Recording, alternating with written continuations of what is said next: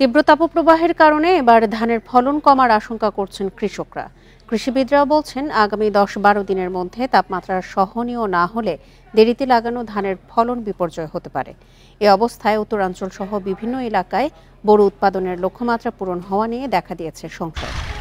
এ নিয়ে আরো জানাতে বগুড়া থেকে যোগ দিচ্ছেন আমাদের সহকর্মী হাসিবুর রহমান। হাসিবুর, আমরা যেমনটি প্রতিবেদনে দেখছিলাম যে ১০-১২ দিনের মধ্যে তাপমাত্রা সহনীয় পর্যায়ে না আসলে ধানের ফলন বিপর্যয়ের শঙ্কা রয়েছে, এছাড়া লক্ষ্যমাত্রাও পূরণ হওয়া নিয়ে শঙ্কা রয়েছে। সেক্ষেত্রে আবহাওয়া অফিস থেকে কি জানা গেছে? ১০-১২ দিনের মধ্যে কি তাপমাত্রা সহনীয় পর্যায়ে আসবে কিনা, আর কৃষি কর্মকর্তারা কি জানাচ্ছেন এর জন্য?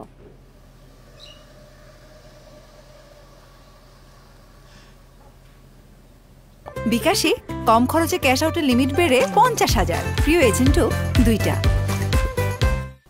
স্থানীয় আবহাওয়া অধিদপ্তরের যে তথ্য আমাদের কাছে রয়েছে তাতে আগামী ২ বা ৩ মে থেকে কিছু কিছু এলাকায় হালকা কখনো কখনো ভারী বৃষ্টির কথা তারা বলছেন, কিন্তু ঠিক কোন এলাকাতে কতটা বৃষ্টি হতে পারে এবং বৃষ্টির সাথে শিলা রয়েছে কিনা বা ঝড়ো হাওয়া থাকবে কিনা এটি স্থানীয়ভাবে তারা এখনো বলতে পারছে না। তবে তাদের আগের যে অভিজ্ঞতা রয়েছে আবহাওয়া বিভাগের কর্মকর্তারা তারা যেটি বলছেন যে এবারের যে দীর্ঘ একটা খরা তারা দেখেছেন, এই খরার পরে সাধারণত তাদের অভিজ্ঞতায় যেটি বলে যে এই খরার পরে শিলা বৃষ্টি হয় এবং একটা দমকা বাতাসও থাকে।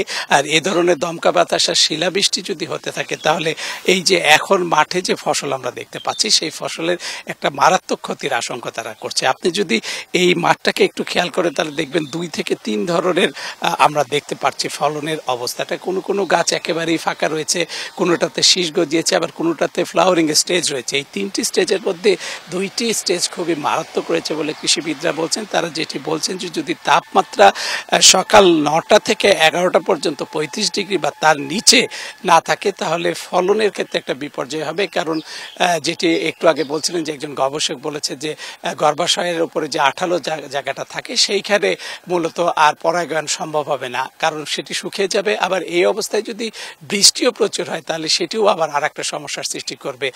ফলের মানে একেবারে বলা যায় যে ফুলের যে জায়গাটা পরাগায়নের যে জায়গাটা সেটিও ধুয়ে যাবে। অর্থাৎ সব মিলিয়ে এখন উত্তরাঞ্চলের যে বোরো আবাদ এখন রয়েছে সেটি একে ঝুঁকির মধ্যে রয়েছে। বলা যায় যে অধিকাংশ ক্ষেত্রে এখন পর্যন্ত জমি বেশ নাজুক অবস্থার মধ্যে রয়েছে। আপনি যদি একটু খেয়াল করেন তাহলে দেখবেন এই বিস্তীর্ণ মাঠ জুড়ে একেবারে যে তাপ প্রবাহের কারণে কখনো ধান আপনি হলুদ দেখতে পাচ্ছেন, কখনো সবুজ দেখতে পাচ্ছেন, কখনো সোনালি দেখতে পাচ্ছেন। এটি কত ধরনের একটা স্টেজে চলে আসছে যেটি বলা যায় যে এই ফলনের জন্য একটা প্রভাব পড়তে পারে, এরকমই ইঙ্গিত দিয়েছে। আর আপনি যদি একটু আমাকে খেয়াল করেন তাহলে দেখবেন যে এই যে আমার হাতে যে শীষগুলো দেখছেন ধানের শীষ, এগুলো প্রত্যেকটা শীষই আসলে চিতা হয়ে গেছে এবং আমি এই এলাকার কিছু ক্ষেত থেকে এরকম সংগ্রহ করেছি এবং একই ধরনের অবস্থা এই এলাকার অন্যান্য জায়গাতে হয়েছে।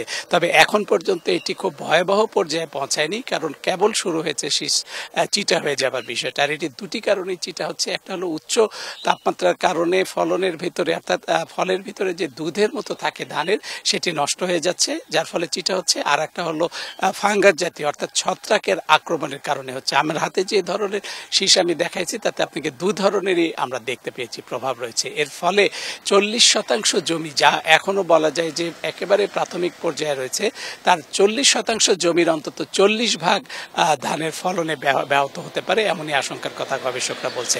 তবে ধান ক্ষেত ভালো রাখবার জন্য তারা জমিতে ৩ থেকে ৪ ইঞ্চি পানি দেবার কথা বলছেন চাষিদেরকে এবং এই নিয়ে তারা বিভিন্ন জায়গায় সভা করছেন, উঠান বৈঠক করছেন এবং চাষিদের সচেতন করছেন। কিন্তু তারপরেও অনেক এলাকাতেই এখন পর্যন্ত মাঠে পানি দেওয়া যাচ্ছে না, কারণ নদী খাল বিল শুকিয়ে যাওয়ার ফলে সেচ সংকটও দেখা দিয়েছে কিছু কিছু এলাকায়। আমি যেটি দেখতে পেয়েছি নওগাঁ এবং নওগাঁ এলাকাতে। তীব্র তাপদাহের কারণে ধানের ফলন বিপর্যয়ের শঙ্কা নিয়ে জানাচ্ছিলেন বগুড়া থেকে আমাদের সহকর্মী।